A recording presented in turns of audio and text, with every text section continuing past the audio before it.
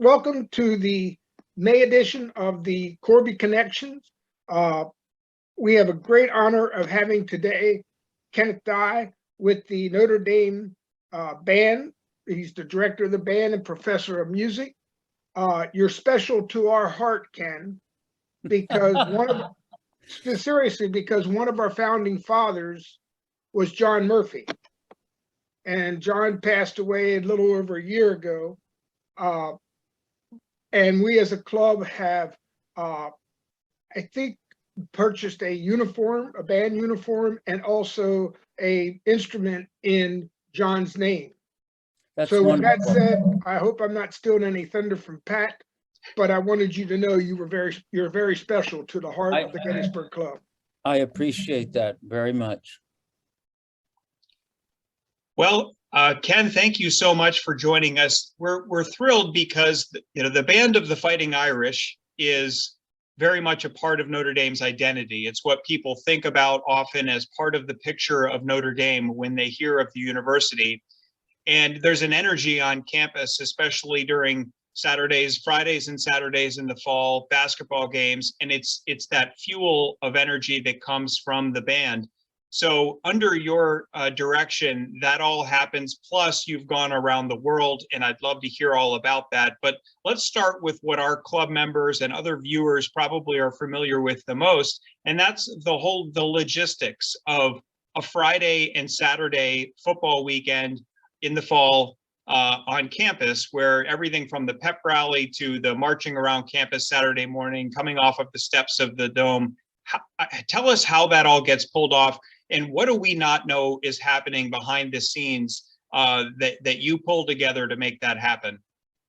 Well, we start planning the next year almost immediately after the bowl game. And it's an ongoing process throughout the spring. Right now is one of our busiest times getting ready for the fall. People think we have the summer off, but we don't. We're here, planning the fall, trying to figure out what kind of music to play, the shows we want to create, and how to recruit new members into the program. And it's an always evolving process, adapting to the students coming into Notre Dame, which are changing all the time. You've talked to younger people today, and they're different than when you and I or others were in school. So you've got to have a program that responds to them and engages them. And so that's what we're always doing is how can we engage the new members? And how do you go about selecting those new members? You have hundreds of members of the band. You get probably a very high level of talent from all 50 states and probably other countries. How does somebody become a member of that band? And then how does, especially someone coming to campus for the first time, how do you get them ready to do all of those events to the level of excellence that everybody has come to expect? That's a great question. So we do have a very wide geographical base, but the instruments that are played in any given year are quite unknown. So we want really anybody with an attitude that wants to be a part of an organization, wants to work on their communication skills, wants to work on their teamwork, wants to learn how to be part of a unit that's bigger than themselves, something that represents history and also the future of Notre Dame. That's the kind of student we want. We have come to the conclusion that our job is the student development of 4 years of a student, where they come in to make them a better person by the time they graduate. One of the things I tell the parents, I said, I'll tell you what, my job is to make sure that your student is not living in your basement at 40 years old. And that's a bunch of cheers. And, that's a reality that we want to prepare students, give them the responsibility to take care of their own business and get them ready for the outside world so they're better at collaborating and engaging with other people. You learn really quick, whether it be football team or band, that you can't do it by yourself. It's a team effort, and that's how we pick the group. So that's kind of the 30,000-foot view. Of course, they need to be academically qualified to get into Notre Dame. And so that is the number one thing. And then once they're qualified academically, we contact them, and we have a group of about 180 students that serve as band ambassadors. And they will write a handwritten letter to the student in their home and put a Hesburgh stamp on it. And who gets a handwritten letter now? And how many students know what it is to handwrite a letter, put on a stamp, and send it to somebody as a personal token of their friendship? This is the parents can't believe it that we went to that extent, but it's that personal touch, that outreach that makes a big difference. So that's one of the extra mile things that we do. I always say that good things happen in the extra mile. So if you ever wonder what hard work is, well, go an extra mile and you'll find out. But that's where the good stuff is. That's where you win games. That's where you put together bands. That's where you put together strong families. You think of the extra mile the Alumni Association goes to network with its people and build a sense of community. It's unheard of anywhere in the world where a group like the Notre Dame Alumni Association is building community from their first day at Notre Dame on. I think it's incredible. You don't realize it till you talk to people from the outside, and they really realize that Notre Dame is a special place. It might be different than when you were there, but it's still a very special place. People to people, it has that same genuine human kindness and positive nature. And I'd say you are going that extra mile, even by spending a few minutes today with a small alumni club in Pennsylvania. And as you describe the conversation you have with parents about what your role is, and then having student ambassadors write a handwritten note and not just send a text or an email, as they're probably used to doing more often these days. I'm reminded of all of the band members I knew who found lifelong friendships in that experience, finding something bigger than themselves, and many years later still keep in touch with their fellow band members because there was a bond there. And I think it sounds like that's what you're cultivating. Exactly. So the attitude of some bands is that if you play good enough, you might be in our band, or you might get a spot to march. Our attitude is completely reversed. We welcome you to our band. It's our job to make sure that you're ready to join our band, and we want to facilitate any way to get you into our organization. And we are there for you, not just for band, but we're there for your academics and your emotional ups and downs of going away to school and growing up. We walk with that person for 4 years. And when they hear the victory march at graduation, it's a very special thing. And you emphasize that this is a holistic endeavor of nurturing a student's development through 4 years of not just being a band member, but being a university student. I would imagine that getting ready to perform in the way that they perform is incredibly time intensive and takes a lot of energy. And it's not unlike the student athletes who have to spend hours of grueling time in practice and then find time for all of their studies. So is this part of, how do you do that with the demands on time? The kind of support must be pretty intense. It's really simple. You can't do it by yourself. And so we have a group of students that are called the core band, C-O-R-E, like the core of the band. They're normally upperclassmen, juniors and seniors, and their job is to teach the new students of the band. So they come up with a program right now, how they're going to teach the students to be in the band from day one. So it's a one-on-one band buddy system. It's not just one band director with a megaphone telling everybody what to do.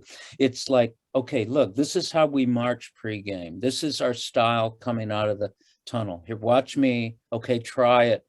And then it kind of goes from there. And when they get the hang of it, once they're hooked, they're hooked. And it's that student's job to walk with that new person through the whole semester and teach them the shows, teach them the routines, teach them the different music that we play at different times during the game. And it is very much learning by doing, but you have a buddy system. We use the buddy system. And these students are not simply playing at a football game or a basketball game. You have literally gone all over the globe with your musicians. So some examples are the Sydney Opera House, the Beijing Concert Hall, Carnegie Hall. Tell us about that and what that means to these students to be able to travel the world and represent Notre Dame. It's a real thrill because if you think of memories that anybody has at Notre Dame, it is the people that they were with and the experiences they had. You can amplify that by putting them in experiences in different places. We have only done domestic tours recently because of the virus, but now we will start traveling abroad. American bands are not well known abroad. So when you play for an audience in Latin America or China or in parts of Europe, they can't believe they've never seen anything like it, you know. And look, for example, the trip to Ireland that we took in 2012, they were doing was talking about the band. You know, they'd seen football on television, but they didn't know about this thing called the band. And so they're looking forward to seeing us in 2023 when we make the trip over there. So it's great to have that audience, which it's a first time. The first time you bring somebody to Notre Dame, they can't believe it. They can't believe how pretty the campus is. They can't believe how friendly they are, and they can't believe the family atmosphere in the stadium.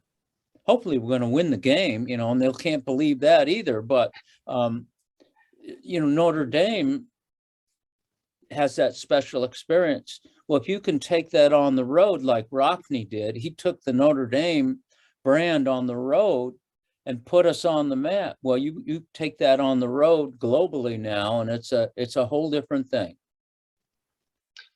And so in addition to what must be an incredibly time-consuming endeavor, nurturing these leaders that then bring on the new members of the band, making sure the logistics come off, you are, of course, also a faculty member. You are a professor of music. You're teaching courses involving the use of technology in music, the business of music, even the musical history of the Olympics. So tell us a little bit about that. Well, that's become a very popular course. It was so popular, we've had them apply for the course and select students that are genuinely interested in that particular field of studies. So we just finished the Olympic course, and we do it on years that there's a Winter Olympics or a Summer Olympics. And so one of the things I had the opportunity to do is work in the Olympics, both in LA and in Sydney, and some of the Olympics that are Olympic committee things that are done nationally. And for me, it is one of the more challenging events of working with musicians from all over the globe and putting them together and doing like an opening ceremonies. And so I thought, well, what if I can bring some of that experience to the classroom? And so I developed this course in 2012 alongside the London Olympics. And the course actually started out with a lecture in at the London campus in 2012 when the Olympics were coming to town. So that's how it started. And then I brought it back to campus and have kind of grown it ever since. Technology, I can't do it all myself. So I have to rely on the young people to keep me up to date. And so I will teach these courses with people that are right at the whatever the cutting edge of technology was, because that changes week by week. It's unbelievable how fast that moves. So that's called music through technology. And that music started out as a home live experience, then went where the piano was the computer and the software was a sheet music and the operator was someone's daughter playing the sheet music on the piano. Well, then we had the Edison cylinder and it went on from there. And now it's very much a computer-based thing. So we cover that whole background and where it's going and teach them actually how to write music on the computer. Fantastic. Well, we look forward to admiring your work, although I guess some of us are probably now tempted to apply for one of your courses, but we'll admire your work on campus, and some of us will admire your work in Ireland.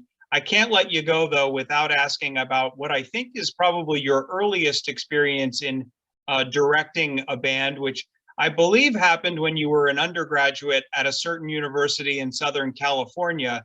Does this cause you any sort of cognitive dissonance being at Notre Dame?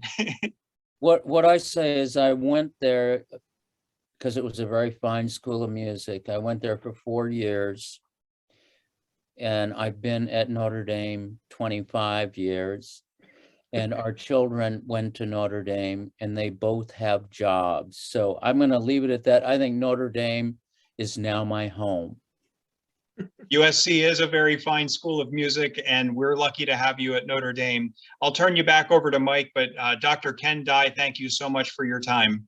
My pleasure. Dr. Dye, I have one question. Where does the funding for the band come from? It comes from a lot of different areas. Our day-to-day operations, just your Xeroxing and pens and pencils, all that stuff comes from student affairs. If there's a special game, such as the Shamrock Series in Las Vegas, that comes from an entire different budget that is generated from athletics and the television and the ticket sales and all that stuff. Bowl game travel is paid for by the bowl game, so it's part of the bowl payout. Something like Ireland or things that we do over and beyond is donor based. Just like you donated a uniform and an instrument, most of our instruments were paid for by individual donors such as your club, and likewise the uniform. So it's an ongoing replenishment that is supported by many, many sizes and areas of gifts. One final thing, and I'm not trying to steal Pat's thunder here, but the Sudler Trophy, I'd never heard about that until I read your background. Yeah, so in the mid 80s, they came up with a Sudler Trophy to recognize college bands, because college teams and athletes got so many trophies and recognition. The Sudler family decided to come up with a trophy for bands, and the nickname of it is the Heisman Trophy for college bands. And you can only win it once, and it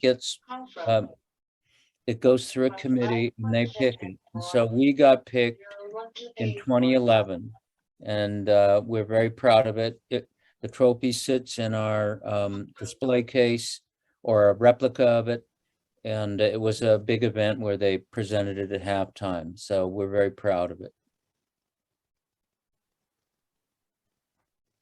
Well, good. Well, I want to thank you for being with us this afternoon. I want to thank Pat for his excellent work again. And you're welcome to the Notre Dame Club of Gettysburg anytime. Thank you. We'll make it worth your visit. Thank you. Thank you. All right. Have a great day. Thank you. You too. Go Irish. Go Go Irish. Irish.